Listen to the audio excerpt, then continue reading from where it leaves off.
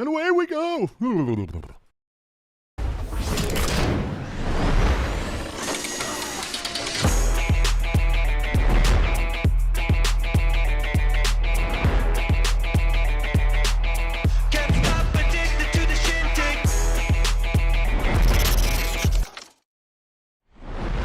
Ooh, coming in hot on that one. Love it. Hey, everybody. Hope you had a great week, a great weekend. We're going to here to finish you off with show 157 of the Pucknologists here on Teal Town, USA. Jerkman, what it is, what it was, what it shall be. Oh, already with that sip. You hear that? Whoever's got the money, this is your soda. Got that sip. Hey, everybody. Welcome back to the unfiltered, unedited, uncensored, commercial-free Sharks podcast that is the Pucknologist. We got 3 games to wrap up for you this week. We got some thoughts on that trade deadline. We got some thoughts on Alexander Barabanov, and we have a lot of thoughts on Dadonov or Dadonov or whichever way your pendulum swings. How do you pronounce it, homeboy? I've always said Dadonov, but, he goes to Vegas, and apparently it's Dadonov, so it's Dadonov. Because we both know there is only one dad. Correct. And if you know who that is, put it in the chat right now. I bet you don't. Hey, but before we get into it, remember to subscribe, follow us on social media. And remember, if you want to support us, you can hit us up in the Super Chat during the live shows or throw something in the Venmo tip jar at Teal Town USA. Helps keep this a commercial-free podcast because we are not crowbarring in Manscaped ads. I won't do it. Not going to do it. I can't do it. So let's go. We got 3 games this week. The Sharks went 2-1 through 65 games. They got 66 points, which means what? With like 17 left, they'd have to go, 15-2? Dude, they're gonna do it. They'll run away. They'll run away. I can't wait for it. So 6 in the Pacific after leapfrogging Anaheim last night. 11 points out, blah, blah, blah. 5-3-2 in the last 10, 3-2 in the last 5, 7, 9, and 3 in those divisional games. For me, went 2-3 this week. Wasn't that difficult. I think we all knew that one of those games was going to be a win. One was going to be actually, no. Now you think about it, most people said no. Calgary is like the guaranteed loss this week. And what do you know? But through 65, I had them at 64, and they're at 66, so we're pretty damn close. What did we learn against Calgary? Well, the Sharks were able to battle back, hand Calgary their first loss after the Flames lead following 2 periods. Pretty significant. Sharks 3-0, miraculously, somehow, versus Calgary this season. Don't get it. Don't understand it, but it's just one of those things. Edmonton, another snoozer that would get exciting after the first period, and it would be Kakinen's San Jose debut. And versus Anaheim, it was just the Rhyme and Timo show, pretty much. It was Reimer was the opening act, Timo was the headliner. I think how we can put that together. I thought, specifically for that game, you're talking about headliner, opening act. There's also usually some associated acts who, you sort of look over them, but they end up bringing a lot to the show. And I think Barabanov was that this week. Oh, dude, we're gonna get on to him. Let's start with Calgary, 4-3 victory for the Sharks. Again, the Sharks now 3-0. They picked up a 4-1 win in November, a 5-3 win in December, and that game included a hurdle hat trick. Reimer would start this one, despite the, because they just got Kakinen like literally the day before. This one, special teams didn't help, another 0-for-2, plus they went 1-for-2 on the kill. And that one, I don't get it. How were the Sharks able to come back against the best team in the Pacific? And we're talking about Markstrom that just locks shit down. Well, and I think that's the key. They mentioned on the Sportsnet broadcast, they said to the Sharks' credit, they've realized that Markstrom is a bit shaky tonight, and they're basically throwing everything they can at him. And you saw that in the shot department. 38 shots on goal. That doesn't even account for shot attempts or anything like that. And, they went in. the Timo Meier goal was kind of a weird one. The Couture one was a bit quirky as well. It's not your night as a goaltender when Mark-Edouard Vlasic scores on you. There's a lot of that going around this week. That's what I'm saying. I ultimately think what it is is Markstrom evidently, and like you said, he's locked it down all year. Markstrom had a weird night, had an off night, and the Sharks took advantage. To their credit, we've seen them more times than I'm willing to count squander moments to take advantage of something. Oh, you're right. And you mentioned the thing about Markstrom being shaky. I mean, he clearly was flipped his lid when Milosh gave that little tap of the puck in after the whistle, and Markstrom just had a meltdown. Yeah, that's what I'm saying. And I don't know. I mean, you'd have to ask a Calgary Flames fan, but I don't know. Like, is that pretty standard behavior for him, or is that kind of out of pocket? I have no idea. True that. And the other thing that, of course, needs to be noted in this game, because remember, the Sharks clawed back. They were down, and they come back to win 4-3. Let us not forget Reimer's stop of a Gaudreau penalty shot. Hey, now. Yeah, that was, I mean, literally the difference in the game. Like, I remember I was watching the game, and I was thinking to myself, you know what, if this goes in, like, that's probably going to be it, Yeah. And to their credit, they were able to dust the cobwebs off kind of after that and reset. And I thought, pretty much after Timo's goal, right towards the end of the second period, I thought it was all Sharks the rest of the way through. Well, I look forward to see if they can make a clean sweep of this, because the Sharks do have a game, one more against Calgary on April 7th. Might want to pick up tickets for that one. Yeah, no kidding. That should be filled with fireworks. I mean, so far the Sharks have scored 13 goals in 3 games versus Calgary. I might have to go pick up some tickets. I'm just saying. There's always weird stuff like that. You have, and we've seen it work the other way for the Sharks, where like when the Sharks were a really good team, a really elite team, there's one crappy team that they can just never figure out. And, now it seems like the Sharks are kind of on the other end of that. Well, it seemed like up until last night, that team was Anaheim. Yeah. It's like, good Lord, what does it take to beat these guys? Okay, so Sharks at Edmonton. After that, this is the second meeting of the season. We know that we lost to the Oilers 3-1. I believe that was the first game that Kane returned to SAP Center. Notice that I'm not afraid to say the name of Evander Kane. Felt like some other people were during this game. Not going to lie. Edmonton came in on a 2-game losing streak. The Sharks came in on a 2-game win streak, and it's Kakanen's first start versus for San Jose. So, of course, this was going to be a loss. That's just the way the math works. Would have liked to see a power play goal here. Another time where 0 for 2, and they go 1 for 2 on the kill. And it was a boring first, dude. Like, the Sharks could not gain the zone. It felt like there was like 2 shots in the first 15 minutes for the Sharks. It was horrific. Well, and I'll be honest with you, I didn't watch this first period live when it happened, and I went back and watched it, and I was like, well, I probably could have not watched it all and would have been fine. No doubt. I don't know. I look at this, I look at the Edmonton game. It concerns me that the giveaways were so much higher for the Sharks than the Oilers. You look 11 giveaways. That's actually the least amount of giveaways they had this week. But compare that to how many giveaways the Oilers had, and it kind of puts that into a different perspective. I also don't like seeing, the fourth line or the third. I don't even know. These lines have been all over the place. But, you don't like seeing Chmelevski get into the lineup and immediately put up a -2. Even though plus-minus is a bullshit stat, you still don't like seeing that. I'm right there with you. Jeez Louise. A couple interesting things of note, of course, is Draisaitl would score just after EK65 is cross-checked with no call. Like, we rarely mention the officials here, but there was definitely some interesting officiating happening with the Edmonton game. Couture would go out, of course, after taking a shot from Brent Burns to the abs or ribs or whatever. He only missed the Anaheim game. Word is he's supposed to return this week versus Arizona. Mm-hmm. So at least you have that. But when Smith gloved Barabanov, the Sharks go on a power play. That might have been the worst power play I've seen all season, and that is not a high bar to get over. No.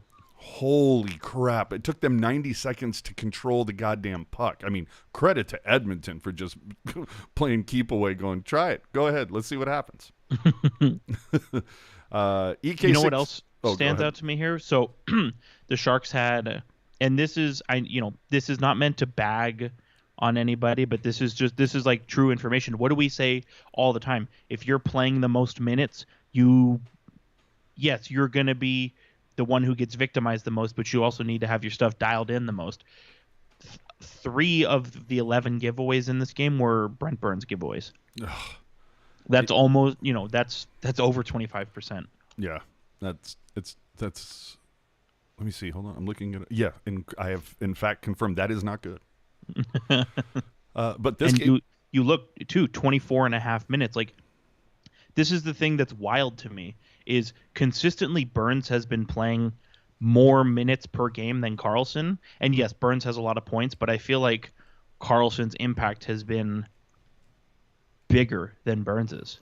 Oh, especially despite the fact that Burns is playing more minutes. Well, I was going to say, especially since returning from the forearm issue. Right. Big time. Although, to be fair, EK scored twice in this game, once for Oilers, once for the Sharks. And he did, in fact, mention that in the postgame when they said, when asked about his goal, he said, which one, the good one or the bad one? Right. So hats off to him for that. But, this game, you're not going to win very often when only 3 guys showed up. I mean, this game was the Hurdle, Meier, and EK65 show. It was all 3 of those guys accounted for all the points in this game. Yeah, and we've seen in the past, and it's easy to go back to the last time the Sharks made the playoffs, right?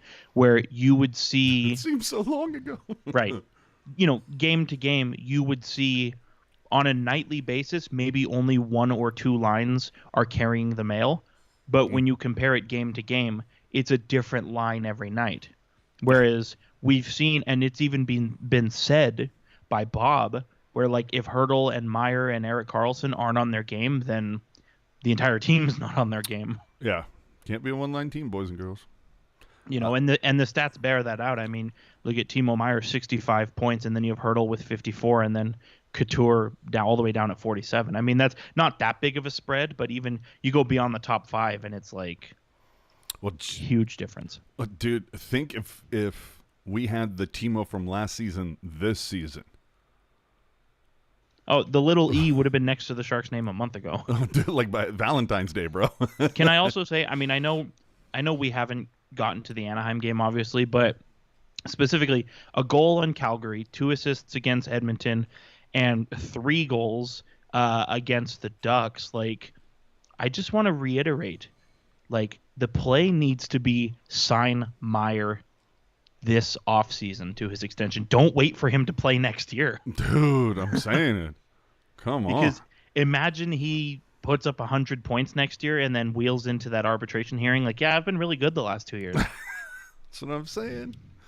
We're going to talk about that here in a little bit, about some interesting decisions that are going to have to come sooner than later. The one thing, of course, that we're going to take from the Edmonton game, look, we're not trying to, okay, maybe we are, or I should say, I don't want to speak for anybody else, maybe myself. Can we stop denying reality? The post-game show, they don't like the score, so they sit there and they go, oh, let's just cover up the numbers, as if that means something. Good Lord. Can we not? They stunk the place up. 3 guys showed up. Kakinen got hung out to dry. Bugner said as much in the postgame. So why sit there and deny reality? It's stuff like that. It just makes the postgame show real cringy to me. That's why I haven't watched it in 3 years. Yeah, stop denying reality. Just, you can point out good things. You can point out bad things. When you only point out the good, you look like state media shills and your credibility goes out the window. Stop it. I like Dana saying numbers are a social construct.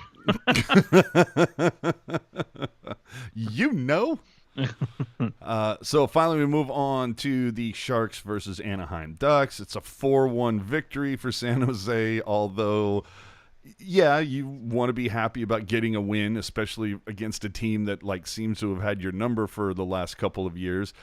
But you know, can you jump up two up and down when the team that you're facing is coming in on an 8-game losing streak? The last win they had was against you. Well, and you know what? In the first period too, it was looking pretty critical, dude. Like you look at the, you look at the comparison in shots. You know, the Ducks, like they, obviously the numbers. The numbers will tell you, most of their shots on goal were in the second period. But just watching this game, it felt like all of their high danger chances, or even grade A chances, whatever verbiage you want to use, were in the first period. Yeah, that was. I mean, it was like we said towards the top of the show. It was like it was the Reimer show in the first period, and then Timo said, "Oh, watch this." Exactly. But yeah, you talk about mission critical, dude. I thought like you had to go full flaps in that first period, bro.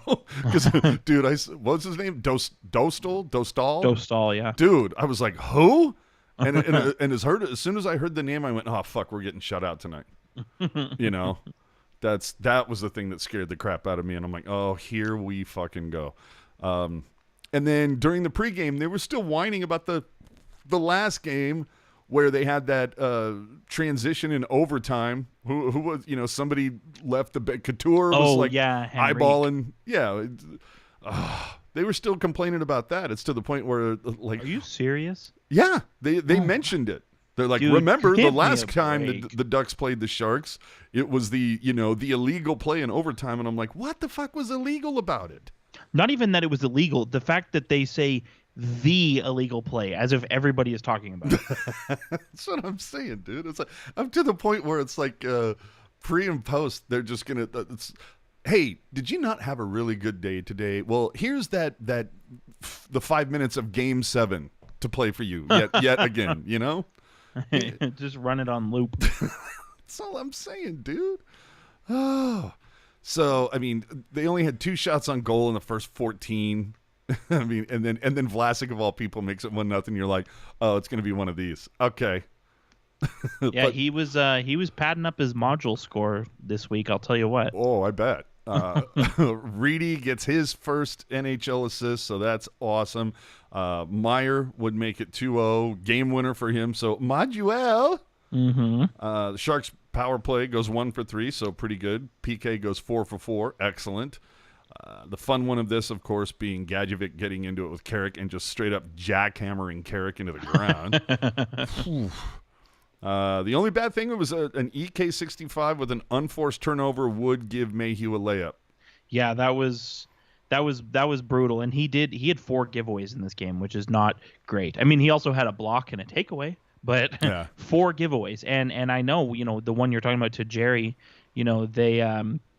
I was wondering, like, man, I wonder if the broadcast is going to carve Karlsson for that the way that they've been carving Merkley on the regular end. Nope.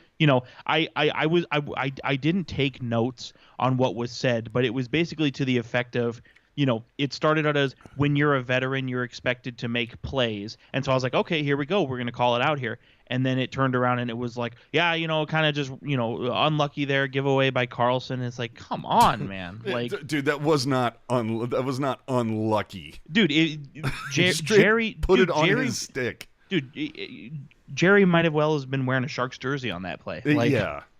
See, this is what I'm saying. Like, you can call out shit that actually stop it. It's just the fact that, and I've been on the Erik Karlsson hype train from day one, but it's like, he didn't play well, or in this particular game, he didn't play well, at least in that instance. Call it out, but no, like, oh, we gotta, I thought Brett Hedican was gonna, tender his resignation when Merkley had that pass to Vlasic. Dude, Merkley, I thought had a great game, and he showed some dipsy doodle during some parts of this one. Yeah, I think Ian, our buddy Ian, and I think Nick from San Jose Hockey Now were both like, yeah, like this is, Merkley's kind of coming out party. It's gonna be fun next season. Mm-hmm. So again, this one it's Reimer stealing the first period, and then Timo going with the hat trick is wow. All right. We have the crowd got a little excited at that. So Meier gets the hat trick. Goal number 30 on the season for him. Finish it. Dude, that last was sick backhander, bro. Oh, dude, that was nasty. I had to rewind it and watch again. Yeah. Oh, dude, that was so tight. So, I've done this the last couple of weeks, and we're all about numbers here. As we move on to the next topic, 3 games this week, combined time on the power play for Rudolph Balcers, 5 seconds. I love that you're keeping track of that. I hope that increases next season. Like, the fact that and I mean, I don't know. I just look and it's like, okay, I love me some John Leonard. I love me some Scott Reedy.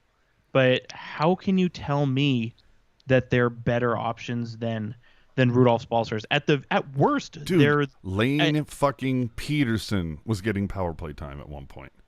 Yeah, no kidding, dude. And Lane, yeah, and it's like, I think at worst they bring the same thing to the table, but who's had a successful NHL career? Balcers. This is what I'm saying, dude. Did Balcers kick Bugner's dog one day? What the fuck is going on? Remember, I straight up asked why he's not putting Balcers on. Well, we don't want to upset the apple cart too much. We like where things are. What? Dude, it was so bad when you asked, though. Yeah, well, and like since then, what have they? Since the Florida game, I had it down here somewhere. They had 1 power play goal. Okay, we'll add in the Anaheim game. So since Florida, it's been like 8 games, dude. They're 2 for 25 on the fucking power play. It's like that. Unbelievable. That kind of sucks. No, I'm sorry. My bad. We're about numbers here. 2 for 23. There you go. But and I think Bob's answer to your question. Oh, he's a big part of our penalty kill, and yeah, he played. The game against Anaheim, he played almost 2 minutes on the penalty kill. So I appreciate that aspect of it. But it's like I've seen Couture play power play and penalty kill. Dude, Hurdle 3 minutes on the power play, 4 minutes on the penalty kill against Anaheim. Yeah, I'm not understanding that. We like numbers, of course, so. One thing we keep an eye on is tickets sold. Dude, 14,161. Highest number that I can remember saying in quite some time. Definitely since opening night, probably. Yeah. So maybe Becker was right, that maybe it was all about the Rona, the COVID or whatever, or not so much, maybe it wasn't. Because look, Becker was basically saying it was people still fearful of the Rona, people not being comfortable in open spaces. But you know what? It seems like we'll see how this trend moves. But I went to the game versus Florida, the return of Jumbo. I think that was the second game that they allowed people to come in with no masks. And everybody was like way chill, and it did seem like there was more energy in the room. So maybe it was the mandate that was kind of keeping people away. Let's see if this increases, especially as we mentioned, that little E coming next to the Sharks' name on the standings is getting closer by the day. Let's see, though, if the attendance continues, especially on Fan Appreciation Night, It's gonna be. I'm gonna be curious to see how that shakes out. Me too. So stock up, stock down. For me, I mean, how can you deny him? Mark-Edouard Vlasic, noted sniper, two goals, 4 points, +2 in his last 7 games. Well, and I think I think he's also played pretty well defensively as well. Yeah, but when the fuck was the last time he was a plus over a stretch of games? Right. It's been tough to find here and there. So good on him. Timo. I mean, dude scores a hat trick. Yeah, 4 goals and 2 assists in his last game. Yeah, I mean, is he your MVP this year for the Sharks? Boy, or is it Reimer? I think you can. I mean, I think Meier is the obvious choice, maybe the sexy choice. Sure. I think Reimer. I mean, Meier is obvious. I think. Yeah, I would kind of lean like Reimer would probably be your number 2. In fact, if anything, I'd be interested to see where the Sharks team would be had Reimer not had time where he had to miss games.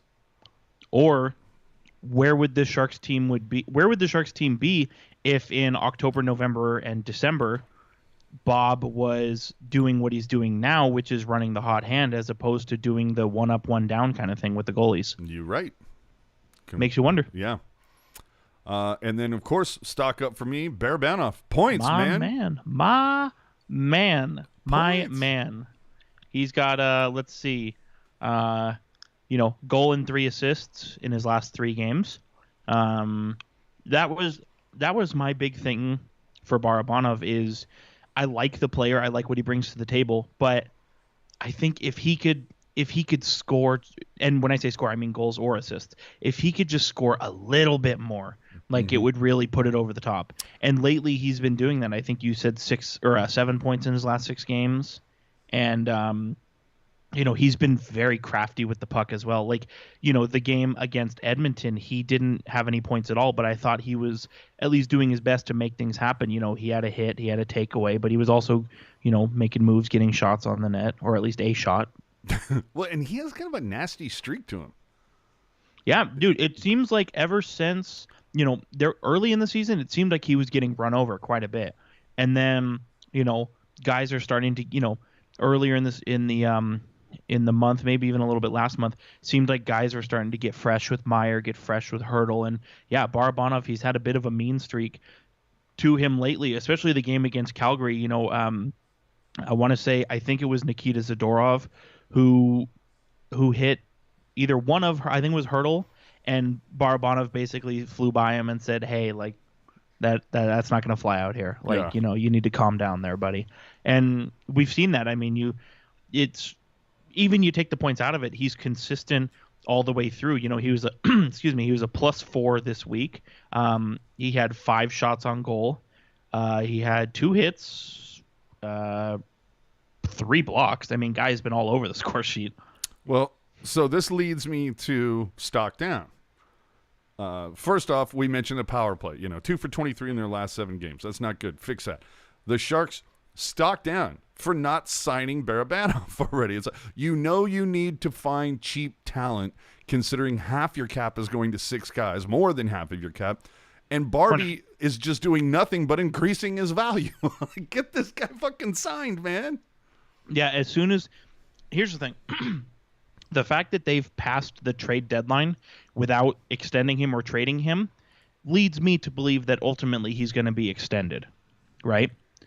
But passing the trade deadline, all of the negotiating power is now in Barabanov's hands. Mm-hmm. Because before it was like, yeah, well, we could sign you, we could trade you.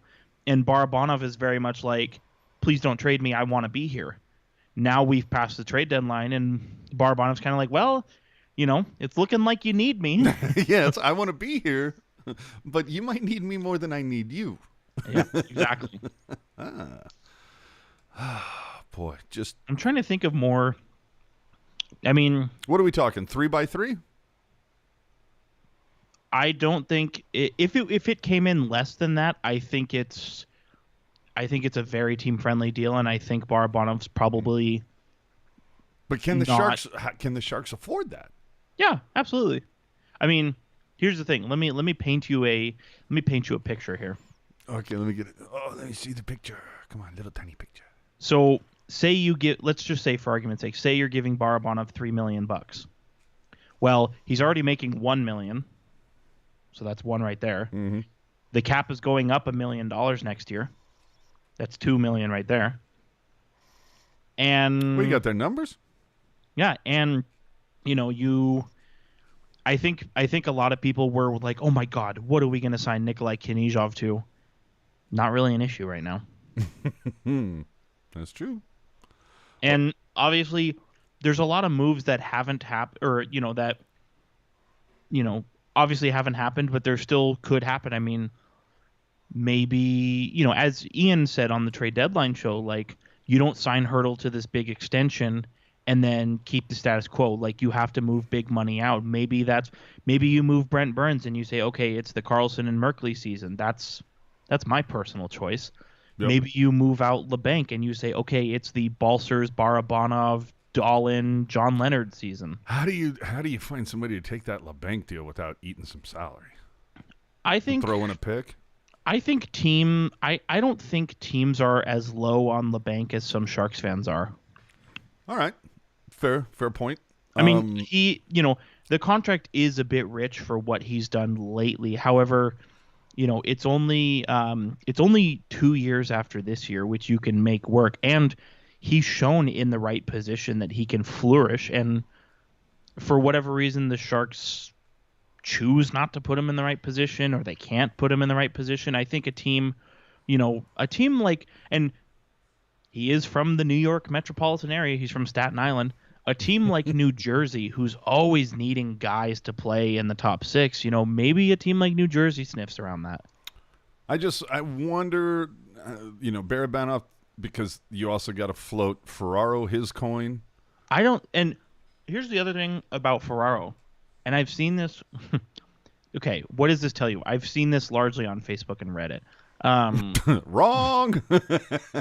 But there are some folks out there who are worried that Ferraro is going to get the Darnell Nurse deal, and I'm like, let's chill. Back the truck Let's up. relax here. Let's chill. Like if and I've made the comparison before. We talked about it before. If they gave Mario Ferraro a deal that's comparable to Mark-Edward Vlasic's first deal after his ELC, I think that's fair. Which is just between the $3 and $4 million range. Yeah. And we talked about that a couple weeks ago. We talked about Justin Braun. We talked about Brendan Dillon. We talked about, like I said, Vlasic's first contract after the ELC. I think between $3 and $4 million, that's kind of where I think Ferraro's going to fall in. And the people out there are saying, Jeff Merrick has said 6 years, and so if you get a 6-year, 3.75 kind of situation, I think that's good money. But to insinuate that Ferraro is going to get the Darnell Nurse treatment or the Seth Jones treatment, I think that's an egregious overreaction. I wonder. Because he's 23 now, 6 years. Maybe he's going to go. Give me 4 years. Let me build that bridge. It's because he's another fitness freak like Burns. Right. It's out there that he's looking for a 6-year deal, but I agree with you where maybe it makes more sense to him to take the 4-year deal or however many years gets him to UFA, that many years. Yeah. Whether it's 4 years, 5 years, and then try and ring the bell again. You might sacrifice some money during this upcoming deal, but to leave yourself open to sign another deal after it's expired, you'll make that money back long term plus more. Exactly. All right, well, let's get into what did happen from the trade deadline. The first thing we know, the big one was the Sharks trading out Jake Middleton to Minnesota for Kaapo Kähkönen and the 5th-round pick that they dealt previously to Minnesota for Devin Dubnyk. What interesting. I love the way that all the picks just kind of float around out there and there. Is this return disappointing to you? Nope. Okay, because last week, we were talking about the bar being set to like a 2nd-round pick would be the minimum for Middleton based on what other, people were getting. The Sharks themselves said they wanted a 2nd and a prospect. Well, I think Kaapo Kähkönen is... Now, where was Kähkönen taken in the draft? He was taken... Because it's like, if he was taken in the 2nd round. Oh, okay. 4th round 8 years ago. Jeez. So, but that's how goalies work. Goalies are always late to the party. Sure, but so you're not surprised or you're not a little disappointed that the Sharks were saying a 2nd-round pick and a prospect, and they ended up with a 5th-rounder and Kähkönen? What do I always say about draft picks? You can draft a guy that you'll have in 3 years, or you can trade for a guy that you'll have now. True that. And Kaapo Kähkönen, he's 25 years old. He doesn't have a large body of NHL work. Over his like three, like Aiden Hill. Right.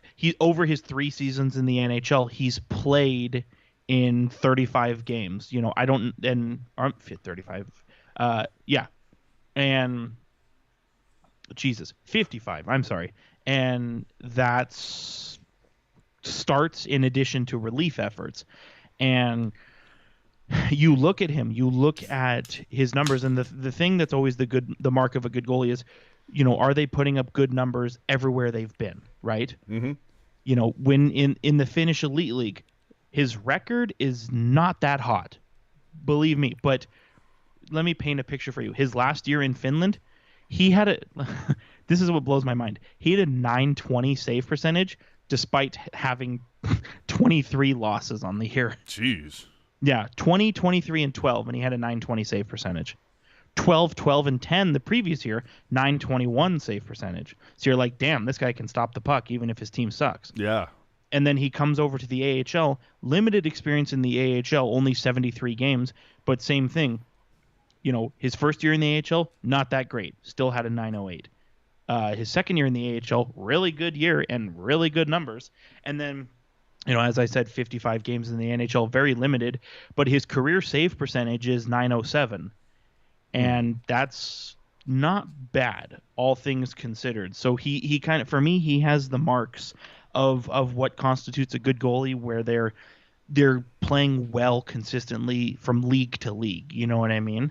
Okay. And he's 25. Like, there's still a lot of room to grow, especially as a goalie. Like, I almost wonder if this is preferred over the second round pick, right? Okay, I hear you that. And faulty synapse, I want to get to your comment in a second. So I want to follow up with you, Jerk, on this is, Joe Will said they're not taking 3 goalies in the next season. So what's the move? Do you trade Reimer and hope that 2 25-year-old goalies that don't have a lot of experience are going to 1A, 1B this shit? Or do you move Hill because he's been inconsistent and injury prone? And if you are going to trade Reimer and go with the 2 25-year-olds, how do you sell it to your fan base that, oh, by the way, we're going to trade the goalie that has performed best for us in the last 3 seasons? Well, first of all, I don't think you need to sell anything to the fan base because it's not up to them. Yeah, but that's what it's all about. But I think what you're saying, trade Reimer, you roll with Kokkonen and Hill, to me that makes the most sense. I mean, Reimer's been awesome this year. But he, going into next year, he's going to be a pending unrestricted free agent. He's going to be 34 years old. And you could make the argument that he's 34 now. He might be 35 by the time this shit happens. Exactly. And, you could make a very convincing argument that the way he's playing this year is the best he's ever going to play. Why not sell high? Because if you trade away Hill, you're selling at a loss. Because you gave up a second in Kozanash to get, a fifth and Hill, right? Exactly. And I think, I like the idea, everybody was saying, oh, well, you're taking a chance on a 25-year-old goalie. What if it doesn't work out? Well, now they're taking a chance on 2 25-year-old goalies. But that goes back to my point. What if that doesn't work out? I mean, if it doesn't work out, then it doesn't work out. But I still think it's a smart chance to take. And remember, Stalock, still here. And also worth saying as well, like, Hill, from league to league, Hill's numbers are pretty good as well. However, in the limited NHL time they have put up, Kaapo Kakkonen has put up better numbers. Yes, Hill's career save percentage is a little bit better than Kakkonen's, but the, season to season, like, Hill has had more duds than Kakkonen has had. Mm-hmm. And so I think it's a smart gamble to take. Kaapo Kakkonen was, last year in Minnesota, it was a 56-game season. He had 25 starts. Like, he was ostensibly the 1B. So if it was already on the plate to get Kakkonen in here to San Jose, are you a little shocked then that, especially when you look at teams like, say, Edmonton or whatever, or I think you can even... Huh? Edmonton is so stupid. Go ahead. Yeah, but Edmonton, Toronto, there are a couple of teams that adding Reimer would be pretty big for them if they're going to make a run. Are you a little surprised that they get Kokkonen and don't move Reimer out and sell high on him? I am a little bit surprised, but it makes me wonder if, nobody was willing to pay the price. And what do you think that price was? Well, I think it's at least a second-round pick. But Seattle has all those. Right. Yeah, but that's the thing. Seattle, Arizona, and Montreal have, half of the league's second-round picks this year. And, I don't know that they were looking for a goalie, but I just think, the trade deadline in general is a weird time for goalies. Like, I don't know that, and I guess Kokkonen is the exception to that because he is a restricted free agent this summer, so he's still a controllable asset. Mm-hmm. But usually you don't see guys with term move during the trade deadline. That's an off-season thing. Like, I wonder if you in the summer maybe you look and maybe that's something we can look at over the summer. Look at a team who's got a really good young goalie in the pipes that wants some experience behind him. Maybe a Detroit Red Wings kind of thing. Something like that. Maybe, or a team that's really, really good and wants a cheap backup option. Vegas, Winnipeg, Vegas doesn't Pittsburgh. have a choice. Right. Well, yeah, just makes you wonder. In Kokkonen's RFA after this. With arbitration rights. Yeah, so that it'll be interesting to see how that whole thing plays out. But I don't know. Did anybody expect Reimer to play this well? I don't know. I expected him to play well. Yeah, but I don't know that I expected him to just straight bail out this team this many times. I mean, it's literally been like the anti-Jones. Yeah, I didn't, earlier in the year when we were saying Reimer in the same sentence as All-Star and Vezina, that wasn't on my bingo card. No, we were talking about that real early on. I want to get to Faulty Synapse in the chat here, who says there's a lot of players that the Sharks have to decide on. Ferraro, Knizhov, Kokkonen, whatever his name is. I'll learn it once he wins a game for the Sharks. Milosh, Dahlin, Gregor, Chmelevsky, Gadjevic, Leonard, all RFA. I mean, you want me to just rip through these real quick? If you want, sure. Sure, throw it on the screen. Yeah, there you go. All right, Mario Ferraro, 6 years, $4 million a year. That's my ceiling. That's not what I give him. That's my ceiling. Knizhov, he's going to start the next year with the Barracuda, so I think Knizhov, Milosh, Gregor, Chmelevsky, Gadjevic, Leonard, I think those are all, you give them somewhere between league minimum and $1 million because they're still fringe guys. Yeah. Fringe guys don't command a lot of money. Capo Kakinen, I could see him say, hey, I know I haven't played a lot of games, but I've put up pretty good numbers. Maybe that's a guy I think for him. My ceiling, my absolute ceiling, is maybe what Aiden Hill clicks at, but I don't think it comes in that high. And Jonathan Dahlin, he's had a good year, but it's one good year. I give Jonathan Dahlin the Balcers treatment. I say, here, take your $3 million over 2 years. Let's see where you're at. Yeah, that's it. Because for me, Dahlin has been kind of...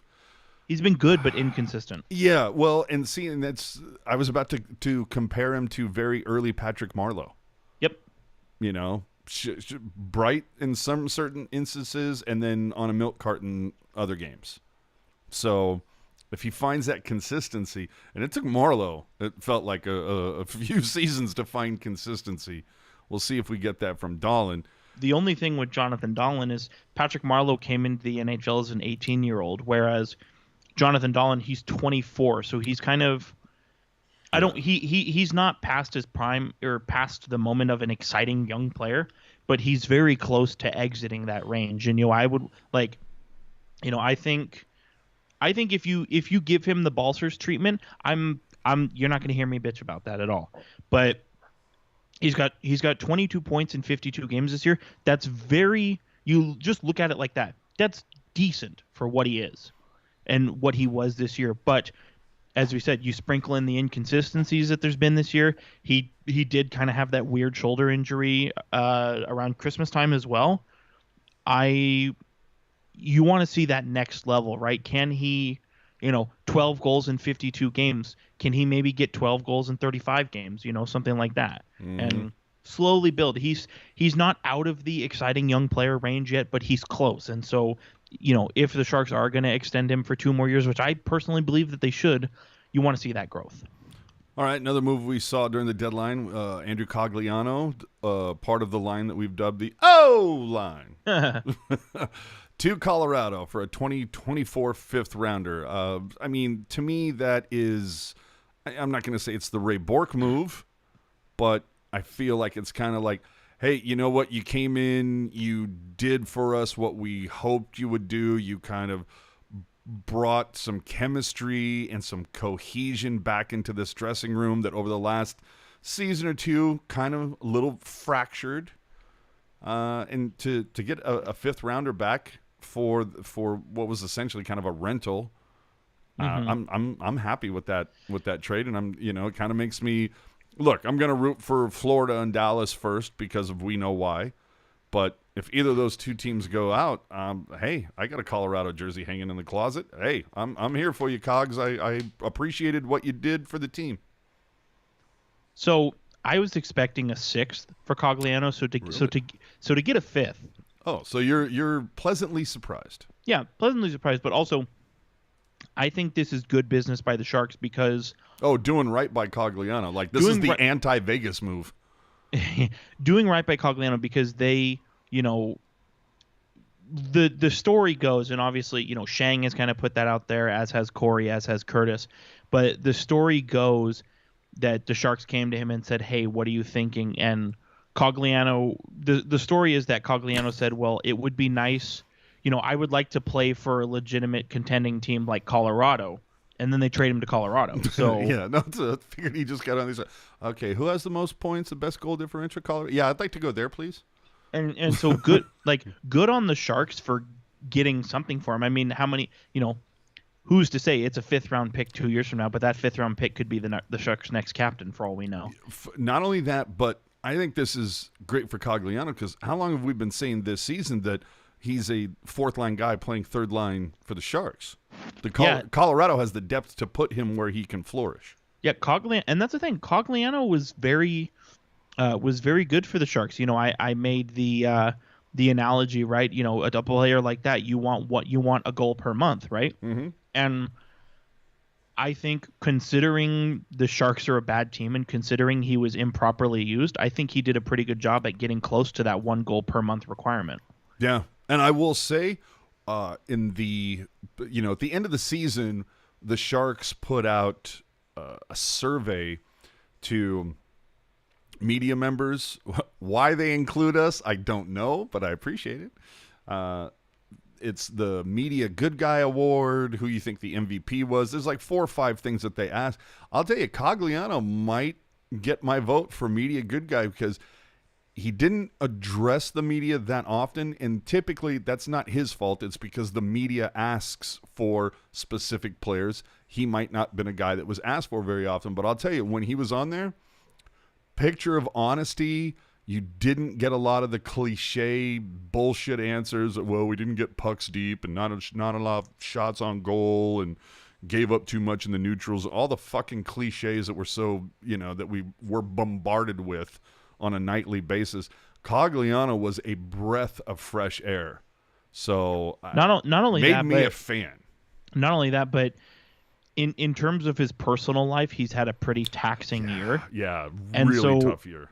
And so a guy like that, considering what has gone on in his personal life, you like to see him play well. You also like to see him in a good situation. Absolutely.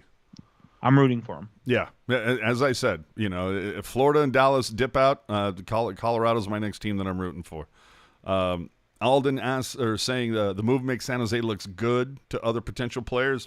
The org does right by its players. Unless you go full on Kane. I would still blame that on Kane, though. I wouldn't blame that on the organization.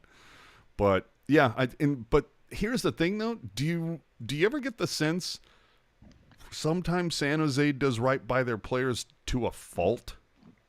Like the Sharks, sometimes they see them almost too loyal. Like it feels like there's a couple times that maybe guys need to be shown the door earlier than they do, but out of a sense of loyalty, I don't know. I think you could make an argument there. That's what I feel like. Berg in the chat saying, how likely is it that Doug Wilson or Junior Wilson, that's Joe Will. Joe Will. How likely is it that they find another diamond in the rough signing in the Euro leagues on the scale of a Donskoy in the 15th season? I mean, it's definitely likely. Those players come available every year. It's just a matter of, if the Sharks put their name in the hat for those kind of players, Yeah.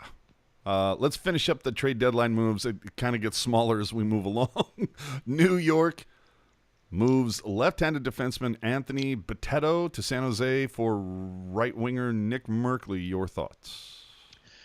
Do we need more left-handed defensemen? That was the thing that kind of perplexed me. I didn't understand moving a player like Merkley, who's going to be a restricted free agent, for a pending on UFA AHL defenseman. Yeah, I don't. But at the same time, in terms of doing right by your players, Merkley was not going to get the chance here. Now he can go to the Rangers and get that chance. Bitetto, I would be surprised if he's in the NHL at all this year, and he'll leave in the summer. Honestly, I know there were a couple people who were a little pressed about this trade because we sent Nick Merkley out, but honestly, I forgot it happened. Like, it's but you can understand when you draw up the depth charts or whatever. It's like, well, the one thing that the Sharks are kind of light on, right wingers. Well, actually, centers now. It feels like right, but like left-handed defenseman, cup runneth over. Yeah. So yeah, that seemed a little perplexing. The Sharks also moved Melnichuk out for center Antoine Morand of the Syracuse Crunch. So same thing as the Merkley for Bitetto thing. Like, a guy who's not working out, you just trade him for another guy and you see what happens. But I still really like. So we're hoping this is another Suomelo for Barabanov move. Sure, but I still but I think it could go the other way. Like, assuming Melnichuk stays in North America and he continues to work on his craft, I wonder if the Sharks might regret this trade in a couple of years. Yeah, that was the thing that I just. We'll see. Interesting when it comes to the trade deadline stuff. Our buddy Shang said that sources reported that the Sharks were dangling Nieto and Bonino. No one else mentioned it, and nothing came of it. It makes me wonder, Shang, who the fuck are you talking to? Are they blowing smoke up your ass? What's going on? So that's where that is. Again, going back to the Barabanov thing from Pretentious Whitefish on Reddit. He asked, what should Barbie get? And, look, Jerk gave you his ceiling. What do you think is going to be the deal? Well, I think there's everybody has their limit, but what do you think works for both? Like, is it 3x3? Is it 2.8x3? I think 3 years, I think, is the Goldilocks zone for term. Yes. But I think 2.8, I think that's too low. I think it's going to be between the $3 and $4 million range. So, okay, well, you know what? How about threes across the board? 3.3 for 3 years. I'd be fine with that. There you go. Joe Will, what's his name? Joe Will.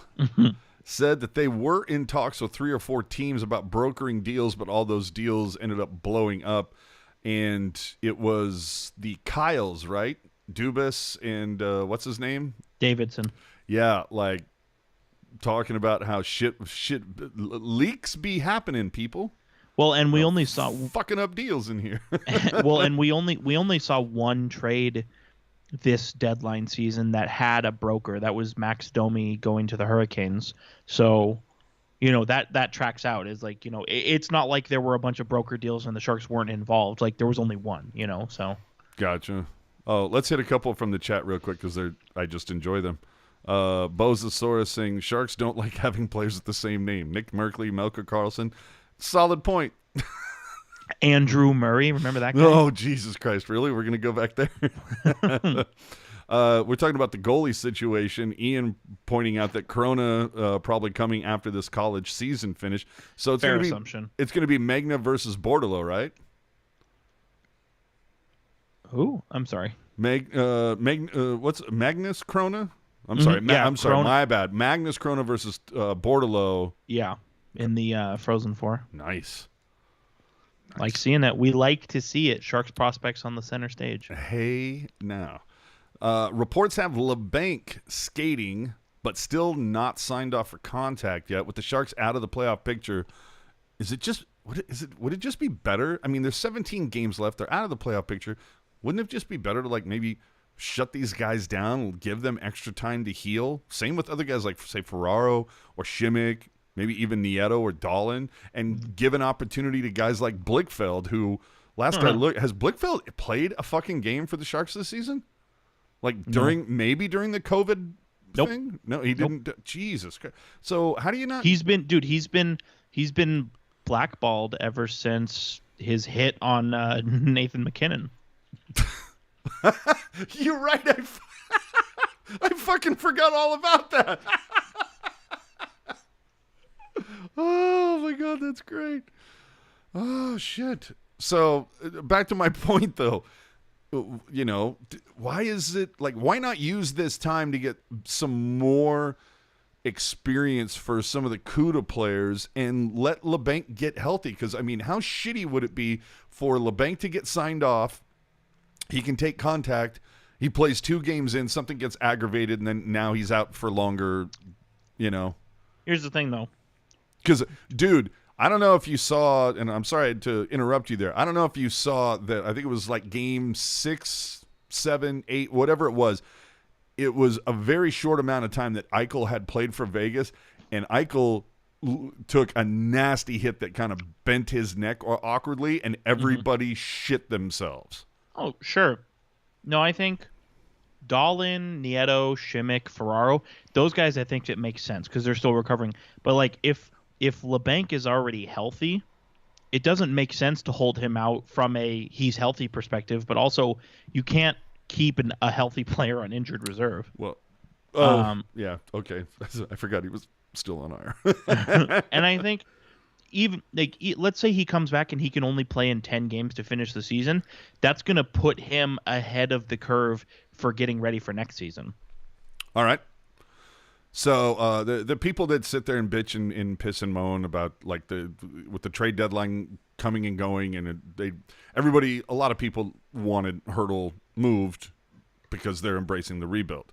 Mm-hmm. How many picks have they acquired since 2019? Quite a few. I mean, you've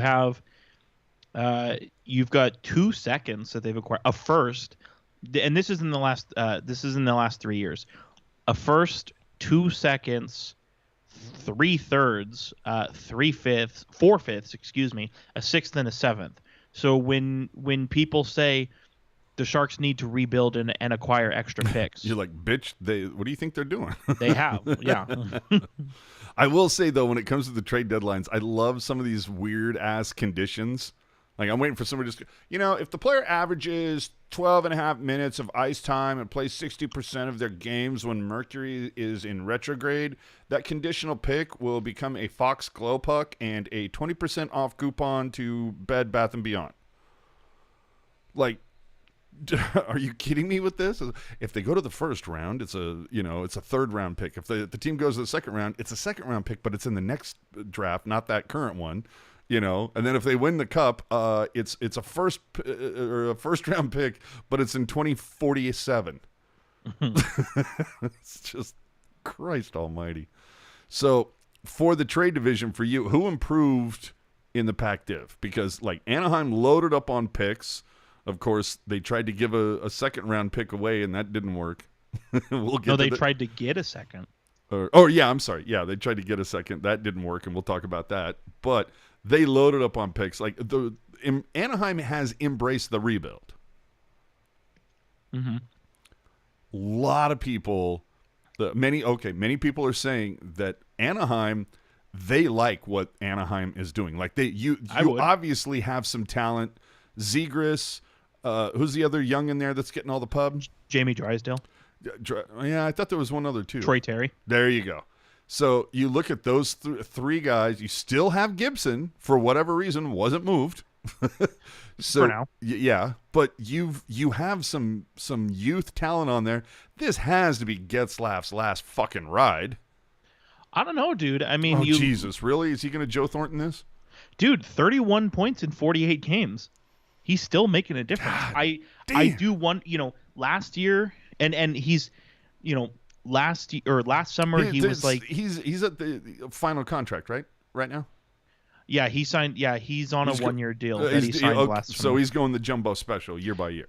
And I think last year it was kind of like, he had been in Anaheim for so long and he was coming off of a down year, so it was kind of a situation where it's like, you know what, I like Anaheim. I'm just going to stay here. I'm the captain. I'm going to do this, do that. I wonder, he's had a good season this year. And You think he just goes like league minimum next season and it's like, yeah, fuck it, fourth line center, I don't care. well that's the thing, dude. So from his contract he was making he was making 8.25 million, and that contract expired, and when he signed up for this year he only signed for 3 million, so he took a haircut to make it happen. And so I wonder, but like I said, he came off a down year. He did the team friendly thing this year. Now he's having a good year this year, and Anaheim is still accumulating players. I wonder if he's going to say, you know what, maybe I'll give next season a whirl at the Cup. If you keep Gibson, because that's going to be the big thing, right? If they keep Gibson on, because I think he was last year he was tied to Pittsburgh quite a bit. He was tied to Vegas as well. So I'm curious if he'll give one of those teams or another team like that a sniff, but. I'm really into it. I mean, dude, obviously it's worth saying the Ducks had the personnel to move. So let's not get ahead of ourselves here. True. But you look at this, dude, at this trade deadline, they picked up a first, 4 seconds, and a third. They get enough for Raquel for you? Dude, hell yeah. Okay. Just making sure. Dude, he's been good player. You like him, I like him. Mm-hmm. Good player. Not what he was 3 years ago. True. So Anaheim, we like what they're doing. I love it. Like I said, they're rebuilding right. A first, 4 seconds, and a third, and that's not even including any of the prospects they picked up. Yeah. All right. And so Anaheim, good business. I'm giving them an A plus for Anaheim Ducks. A plus. Well, and the fact that if Vegas doesn't have their head up their ass, they would have gotten another second.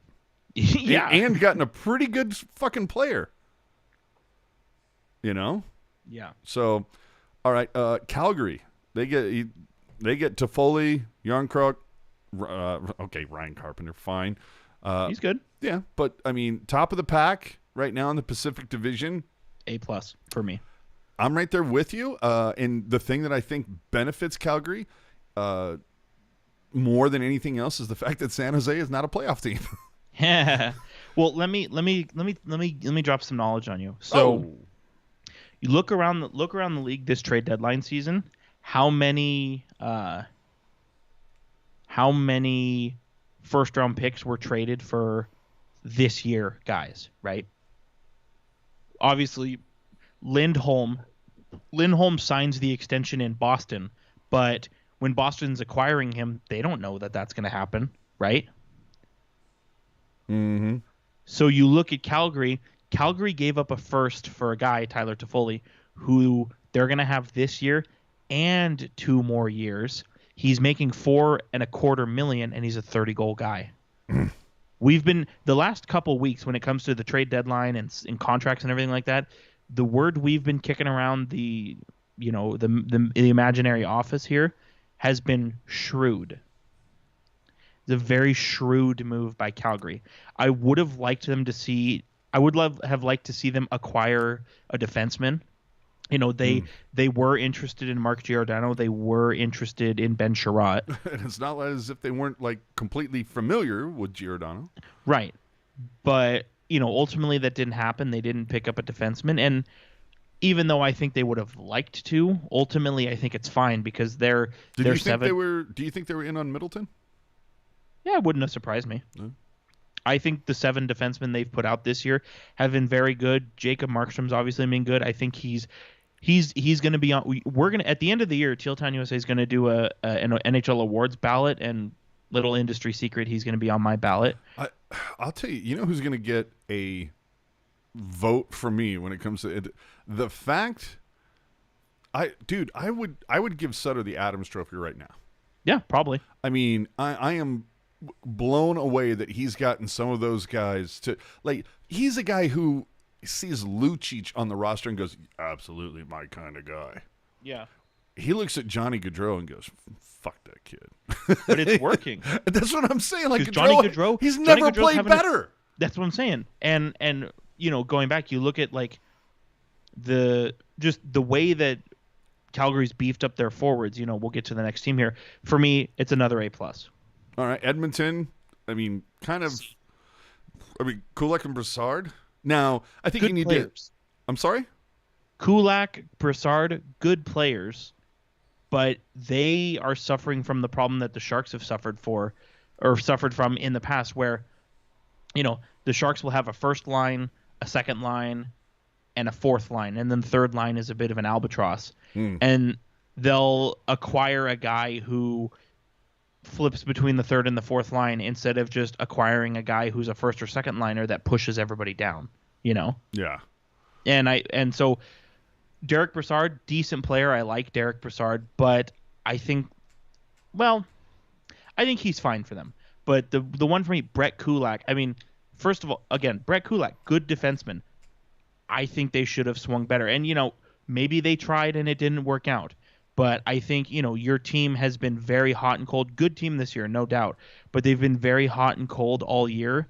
And so when you after it's all said and done, you say, yeah, we got Derek Brassard and we got Brett Kulak. And it's like, okay, these are good players, but I don't think we swung far enough here. I mean, the goaltending situation, yes. Mike Smith and Koskinen, they've been decent, but, that to me, that is a ticking time bomb. Yeah. And I go to, you talk about ticking time bombs. The one name that we haven't mentioned that they did pick up this year, of course, Evander Kane. And Ken Holland, their GM, did say that he viewed Evander Kane as their trade deadline acquisition. Yeah. But I still wonder, you look at some of the other guys who were available, to me, Hampus Lindholm, Edmonton should have been all over that. I give Edmonton, like I said, I give Edmonton a C. I think they did decent, but there's definitely a lot of room to grow. So, LA, relatively quiet. I mean, Troy Stetcher, and that's it. And to me, we're saying D because they've got a shit ton of injuries. They went out and did nothing. It's almost as if they said, you know what? We're in a great position this year. We had no idea we're going to do this well, but this is not our year. Especially because, Sean Walker is on long-term injured reserve. Matt Roy and Drew Doughty are on injured reserve. To me, it made all the sense in the world that LA was going to go after a defenseman. I think if they could have made it work, I think Jacob Chychrun would be on LA. Yeah, I'm a little surprised that didn't happen. They weren't able to make it work, obviously, but I still expected them to go after a defenseman. I also expected them to pick up another forward. Nobody is going to blow you away. No, but another similar to a Derek Brassard or maybe a Calle Yarncroke, a player like that. Yep. And they only picked up Troy Stetcher, which again, Troy Stetcher, decent player, but they should have swung much higher because it's not like they're in the wild card spot and they're just hanging out. They're second in the division. They're going to the playoffs this year, and it's been largely with found money. I think they needed to reward their team. So for me, it's a D. Completely agree. Seattle, I mean, the A plus. I say B just because it was, all they did was say, okay, you have a second round pick, we'll take it. And that's fine, dude. They're gonna have if everything goes according to plan, they're gonna have a really epic draft this year. Well, dude, what was the line that I saw from the draft that said Arizona, Seattle, and Montreal own 25 of the first 77 picks? Yeah, it's something ridiculous. That's gonna be the fastest fucking draft you've ever seen. I love it. But Seattle, they've got the building blocks in place. They got Jared McCann signed to an extension, who's been their number one center, and I really like Jared McCann. And they've got, say what you will about some of their personnel, but they've got Yanni Gord locked up long term, Jaden Schwartz is locked up long term, Philip Grubauer is locked up long term, as is Alexiak and Adam Larson. So yes, it was kind of a sell everything, not nailed down, but they've got guys signed to some long terms at some decent dollars. They shouldn't be, doing a 4-year rebuild. This should be a we're gonna try and see what we can do this year, or and when I say this year, I mean next year. We're gonna try, we're gonna see what we can do, and go from there. And I think, as much as I crapped all over them for their expansion draft, I think their trade deadline has been significantly better, and I'm curious to see where they take it. So for me, it's an A+. All right. And before we get going, I forgot to mention that we are doing a giveaway tonight for the Sharky birthday jersey. So just wanted to throw that out there. We're going to get to that in just a few minutes. Let's finish off how we think that the Pacific did. Vancouver dumped Travis Hamonic, Tyler Mott, and got Travis Dermott. Anything? I mean, I don't know. It would have been, for me, it would have been an A had they traded Travis Hamonic and Tyler Mott and then stopped. It would have been an A. They get a 3rd round pick for Travis Hamonic, which is huge value because there's been a lot of drama surrounding him since the pandemic started, and it came out that a couple of his teammates sort of breathed a sigh of relief when he was gone. And so for me, I was like, yeah, this is an A. But then they take that draft pick and turn around and throw it at Toronto for Travis Dermott. Travis Dermott is a good player, but he's also a player that you can find 10 of in day 4 of free agency. The thing that just gets me, like, fine, do whatever you're going to do, Vancouver, when it comes to the trade stuff. The fact that they really haven't taken advantage of Vegas falling off the rails and leapfrogging them in the standings, that is what really gets me. I'm just like, oh, my God, can we not? Dana throwing some smoke on the fire. Can we please take a moment to shred Ottawa for bending over backwards to take Hamonic? Yeah, that's so weird to me. Because same thing. It goes the other way. Travis Hamonic is a decent player, but he's a guy that you can find 10 of in unrestricted free agency. Like, why? And, if they're pending free agents, that's a different situation. But you got guys with term left. Why are you giving up draft picks for guys you can get for free? Well, that takes us to the Vegas clusterfuck. D-. No, to me, I just go big fuck. Big F for fuck. I mean, how does this get so fucked up? I mean, people are, oh, well, it's Ottawa's fault because they didn't send over Dadonov's no trade. Well, isn't that on Vegas to, like, do their due diligence and say, hey, heard he's got a no trade. We have access to cap friendly. Where is it? Send it over. Let's see it. How does the agent not get involved and say, like, okay, great trade. By the way, here's his no trade clause, you know? And then Anaheim, the league office. How does no one get the fucking trade details? Now, I understand that it's only like the agent and the team who has these details. But again, I go to the whole thing. It's like when you send over the paperwork, when you're faxing over all the paperwork or whatever, when Ottawa is doing that with Vegas, how is not one of those, big fucking red flag, dude's got a no trade, this is what it is. And then how did it take like 3 days to get a fucking answer for this? I mean, holy shit. The most recent CBA says no trade transfers with the player. So I just don't understand how the fuck this happens. So I think Anaheim and NHL Central Registry, I think they're both innocent bystanders in this whole thing. Because Anaheim, what is it? Yeah, I totally agree with you. Because again, like I said, it's the team and the agent that knows about this. That's it. Exactly. And Central Registry not having the no trade list, like that's by design. That's to prevent leaks and all that kind of stuff. But I think if you're breaking this down, you said who is to blame.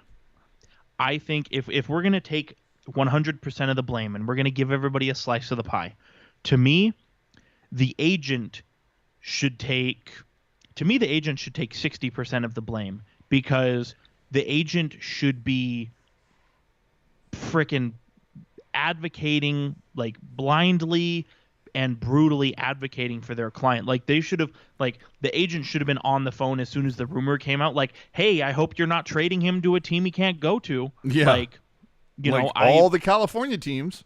Like, I wouldn't be surprised if Dadonov changes agents because of this whole nightmare. Dude. And then I think the remaining 40%, I think it's shared between Ottawa and Vegas, because they both made a mistake that I think are about equal value. Vegas needs to do their due diligence. Ottawa needs to provide the information. We talked about this on Discord. People are saying, well, Ottawa, I mean, like, there were very few things asked of Ottawa.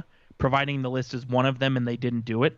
That's why I think they get some blame. But also Vegas, I would even argue Vegas takes maybe a teeny tiny bit of less blame than Ottawa does, only because like doing their due diligence, that's like going above and beyond. But Vegas has no reason to question the information being provided to them by another team.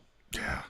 I'm blown away by what a clusterfuck that this whole thing turned into. And hopefully we get some transparency going forward. I know the GMs, I believe, are supposed to meet early next week, and hopefully something comes out of it that says, hey, when somebody submits their no trade, this shit has to go to Central Registry.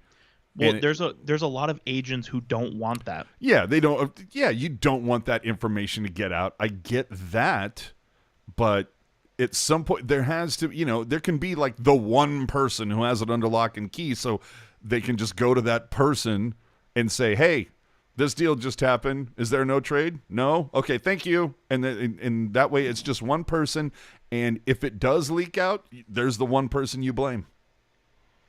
You know what I think is absolutely incredible about this whole situation? The fact that Vegas was like, hey, we welcome him back, and it's so great. Or the fact that, like, Dadonov has, like, been the only one that's scored for Vegas since he's returned. Well, so that's the thing.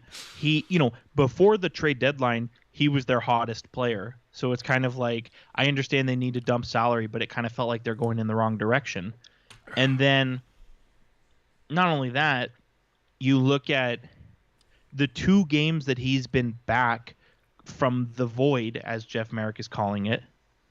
Like, he's had 2 goals and 3 assists in the 2 games back from the void. Like, he's still, despite taking a couple games off when all this nonsense was going on, he still is Vegas's hottest player. He's got 5 goals in his last 4 games. This is great, dude. Like, I understand Vegas trying to dump salary. I totally get it. But the hottest player on the team, dude, and then they just put Riley Smith on LTIR to get Martinez off, right? Holy shit! So the question becomes, like, look, this trades can still happen. It's just that the players involved can't play. Correct. Do you think that like, I don't know, like Arizona comes, galloping in on a white horse saying, here you go. We have the pick you're looking for. We'll take that player. I think if Arizona was smart, they would put that out there. But I think they have. Right. But I think at this point, I just wonder if Vegas just doesn't want more PR nightmare. Right. And I think at this point, getting Riley Smith on LTIR tells me that they're going to be fine getting into the playoffs. And so you think Vegas is still going to make the playoffs? I think if they do make the playoffs, I don't think the salary cap is going to become an issue. That's what I'm saying. I got you. That is something that has been going around. Are you for, okay, so once the playoffs start, salary cap shit goes out the window, right? Mm-hmm. Do you think it should? Do you think salary cap should remain during the playoffs? Because here's the thing. Because in the playoffs, teams carry larger rosters. Mm-hmm. And there's no way to accommodate that unless you raise the ceiling, the cap ceiling. Not only that, players are only paid during the regular season. So good point. What do you like? It's kind of, to me, it would be unfair to say a player counts against the salary cap when they're not being paid for playing in the playoffs. Yes. Oh, breaking news. At least for me. I told you I was giving it the horse eye. Stanford women's basketball has just beaten Texas. Stanford is going to the Final Four, baby. Oh, yeah. National champions from last season going to the Final Four for the 15th time. Okay, this is no longer a Stanford women podcast. Back to the Sharks. So other major moves outside of the Pacific, anything that like stood out to you? You're just kind of like, that's kind of how we thought that was going to go.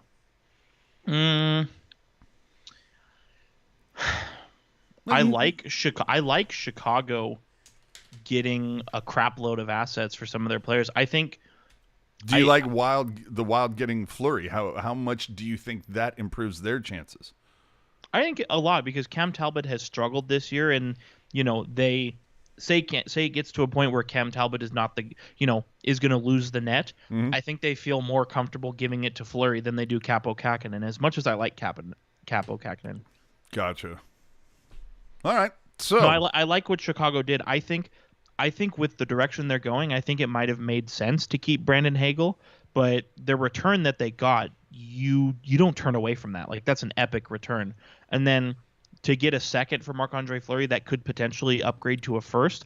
Like, I know, on the private business side of everything, they're still a really shitty organization. But if you kind of do the blinders and you focus just on what they've done in the hockey ops department this year specifically, or not even this year, this month with the trade deadline, I think they've done good business. So, I have a new drinking game for you. Would you like to hear it? Sure. All right. So, now I know you're not much of a drinker unless it comes to that sip. But for those of you who enjoy the occasional cocktail that might have played the Desert Dogs drinking game, obviously you can't play that as much now that Arizona is out of the division. So I have one for you. Anytime Brett Hedican tells Randy Hahn that he's right about something, take a shot. I encourage you to play that this week. Now, I wouldn't play it on Wednesday if you're also playing the Desert Dogs drinking game because they are playing Arizona. So we don't want you to die of alcohol poisoning. But just take note of how many times Brett Hedican says somebody is right. Usually Randy Hahn. You're going to get pretty... Don't start with something that's like 180 proof, Go with something a little lower. But see how fast your mind's kind of spinning. Finally here, for the giggles, Toronto has released a new jersey. Fine. Whatever. Looks a little familiar, though. Looks a scotch familiar. I'm just saying. I don't get this simply based, like, the idea of a reversible jersey to me is stupid because if you reverse it, so you see, like, well, you see the outline of the numbers, they're backwards. And you see that you don't see the NHL shield. And then you get the collar thing sticking out. Like, this, I understand, like, the NHL wants to try to be cool and hip. Although associating yourself with Justin Bieber seems contrary to that. I don't get He's this. hip. Bieber is? Really? Yeah. Because most people I know, like, wish he would, like, be fired into the sun. I don't know. He has good music. He's obviously very popular. I don't know. Either way, You're telling me you don't get your peaches from Georgia? Sure. I suppose. You get your I weed don't from know. California? Look, either way, I don't know what the fuck you're talking about right now. I'm just saying that this jersey looked pretty goddamn similar to something that the Sharks had already done, which I got a kick out of. So it's fine. Look, hey, come on, let's fucking finish this shit up, can we? Time. Let's give this jersey away, shall we? It's time. Jersey still wrapped, of course. Size XL for those that give a shit about that type of a thing. But last time we did this, I put it out there where you had to know the 4 primary goal songs. I'm not going to be that specific this time. Instead, I turn the spotlight on you. So here's the deal. If you'd like to win this jersey, all you need to do, head over to Apple Podcasts and leave us 5 stars and leave us an entertaining review. The review we find most entertaining is going to win this jersey. Excuse me. It's going to win that jersey. We're going to compile our next, when we get together next Sunday, we'll compile the ones that we find most humorous, most entertaining, whatever, most brutally honest. We're going to take those and we will debate amongst each other and come up with a winner. And here, I'm going to tell you this right now. Yeah, whip it out.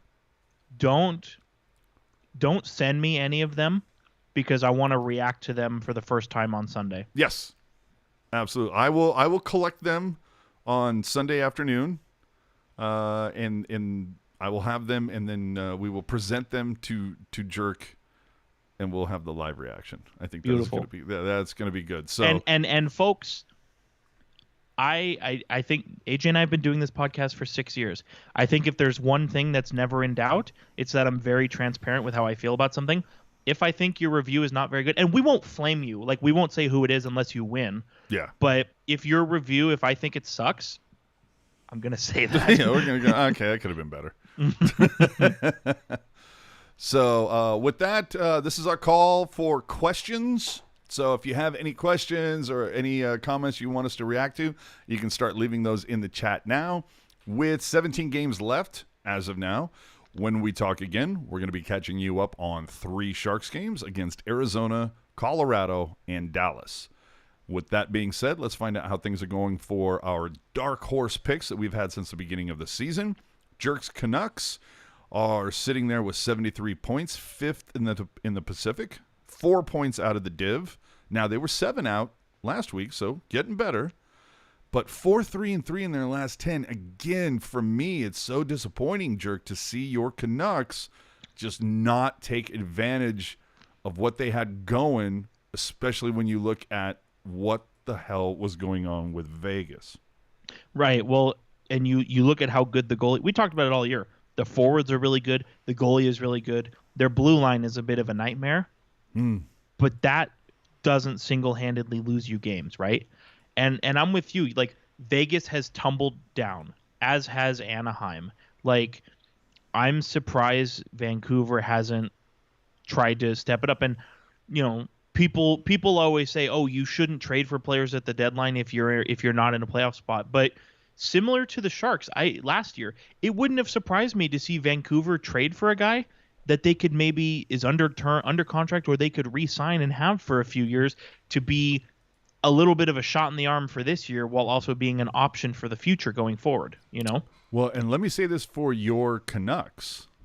Did you know that, let me see here, 1, 2, 3, 4, 5, 6, 7. Did you know that 3 of their next 7 games are against the Vegas Golden Knights? Wow, really? 3 of their next 7. Now, their next 2, they're doing a home and home with St. Louis.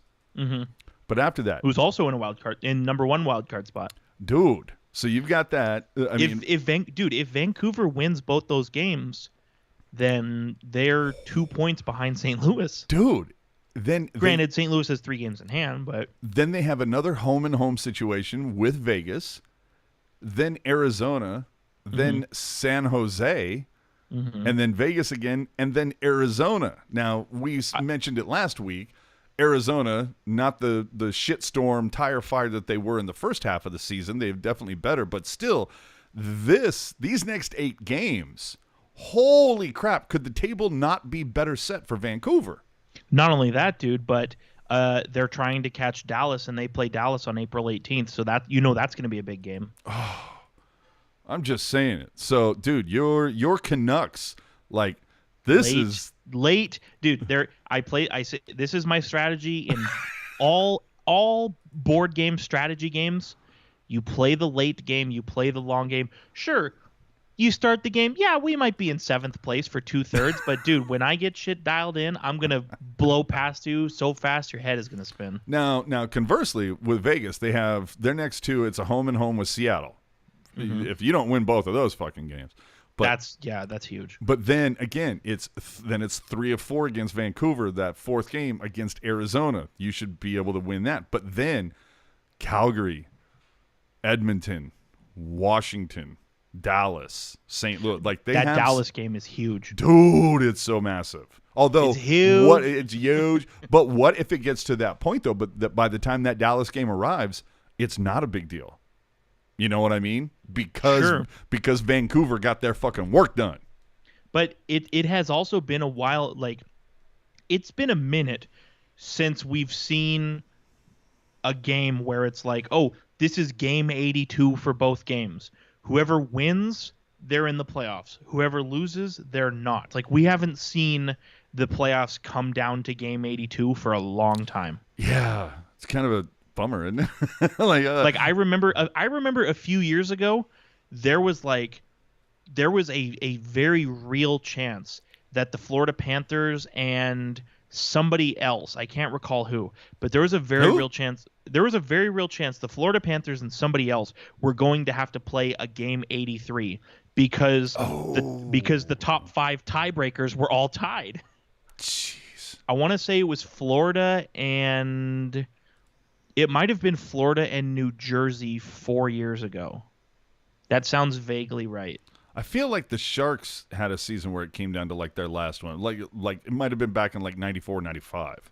Well, I know there was one year where the Sharks played LA to end the year, and whoever won the game was going to play the Blues in the playoffs, and whoever lost the game was going to play the Canucks. Yeah. Well, and I know, just to segue, sidewind, whatever, for a second, that 12 years ago, the Giants, the San Francisco Giants, were dude, they literally had to win 3 straight against San Diego to make the playoffs, and they did it. It's like, how do you choke that away? But anyway. I was right. It was, so you go back to 2017, 2018. It was Florida and New Jersey almost had to play an 83rd game against each other because, dude, New Jersey made how many tiebreakers are there though?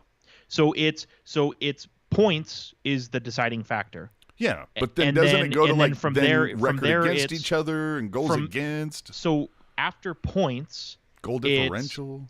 So after points, it's regulation wins, and then after regulation wins, it's regulation and overtime wins. And it went that far, and they were still fucking tied. Yeah, and then after that, it was wins in general, and then it was the head-to-head matchup. So you look right here.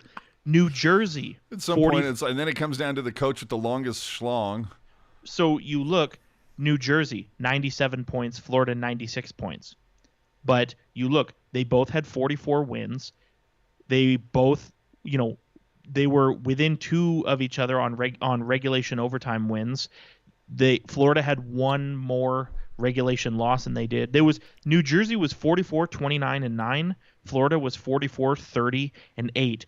Almost identical records, almost identical regulation overtime wins. They had the same number of goals scored in the season, and Florida allowed 2 more goals than New Jersey did. Like, it was totally unheard of. Like, I remember it coming out like, oh, if New Jersey loses this game and Florida wins this game, then the top 5 tiebreakers are all going to be tied, and Florida and New Jersey will have to play an 83rd game to decide playoffs. Jesus.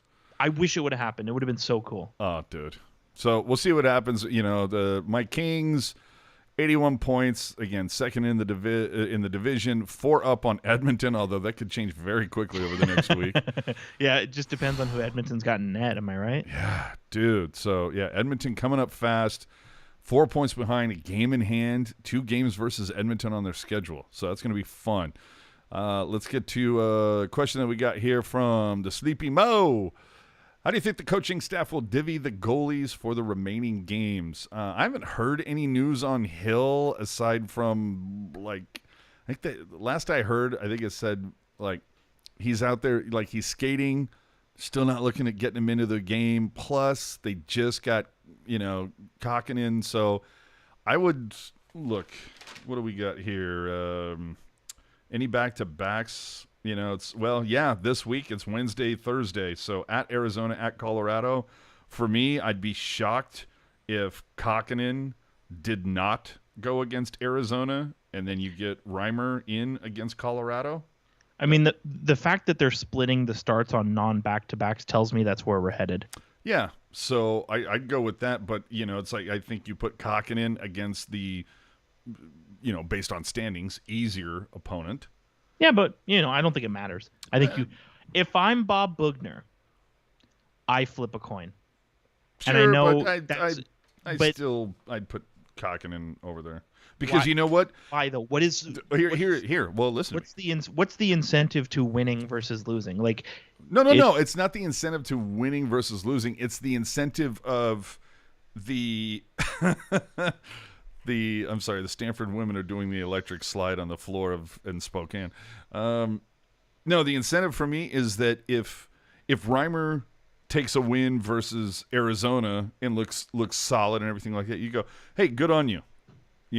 if he takes a solid win against Colorado, who, let's face it, right now at this point is the sexy pick to come out of the West for the Cup, ups his value. I just don't know that one game would up his value. I almost wonder if it would be smarter to play the long-term option against the tougher teams. Okay, I'll give you that. I mean, you want to see what you have, right? Sure. So anyway, to get back to Sleepy's question, I think it's just kind of like, hey, you feel like playing tonight? Sure, get in. Okay. Like, who gives a shit? And you know what? Depending on how things could go for the Sharks, like it may be a situation where he sits down with both goalies and he says, "You both better be ready." Yeah. Speaking about being ready when it comes to being a goaltender, here's a name for you: Martin Jones, not ready. Save percentage at a .903. Better than last year. Yeah, so, the Flyers have 4 back-to-backs left, so Jones is going to get some starts, but unless Chief throws up 4 straight shutouts, Ian's quaff is more than safe. So, there you go.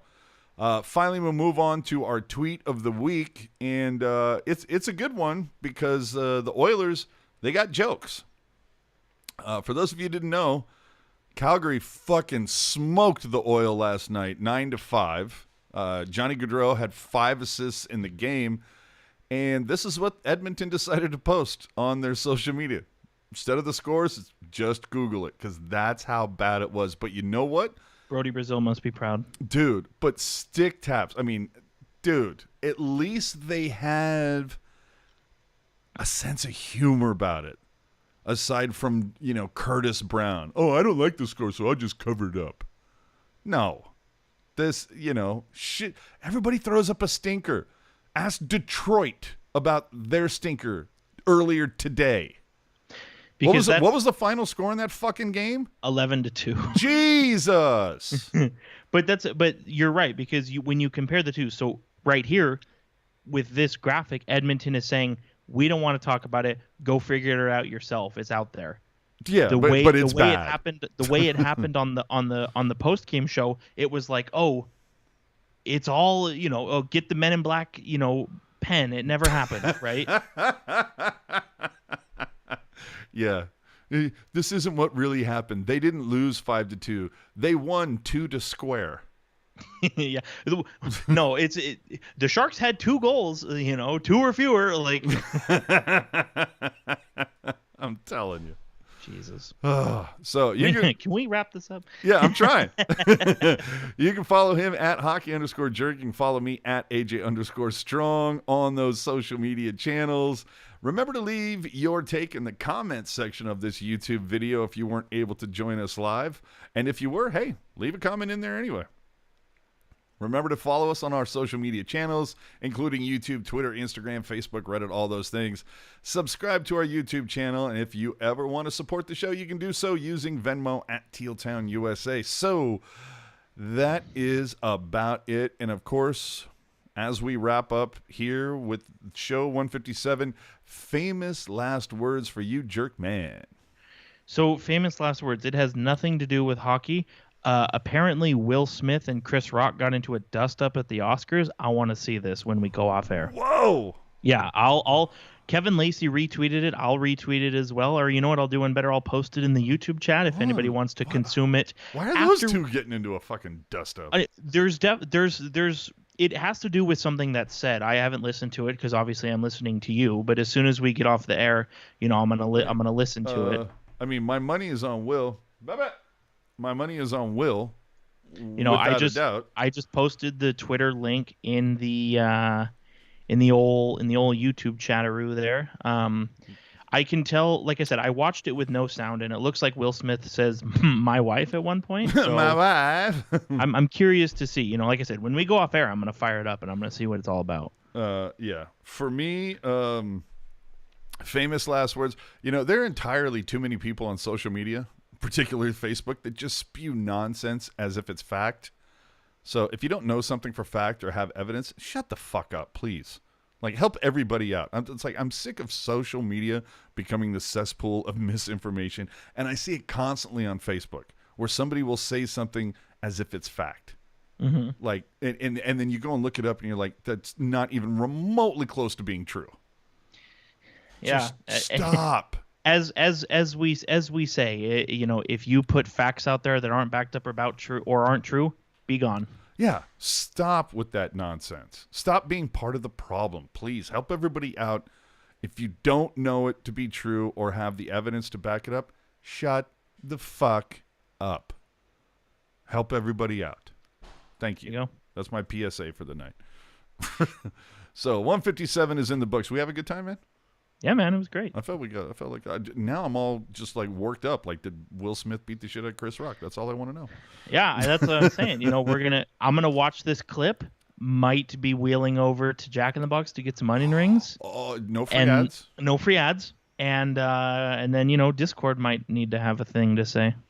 Nice. We're not doing another fucking takeover next week, are we? I think it's in 2 weeks. Oh, shit. Okay, cool. All right then. Have a good night, everybody. Enjoy your evening, and happy Monday to those of you listening to us on the delay.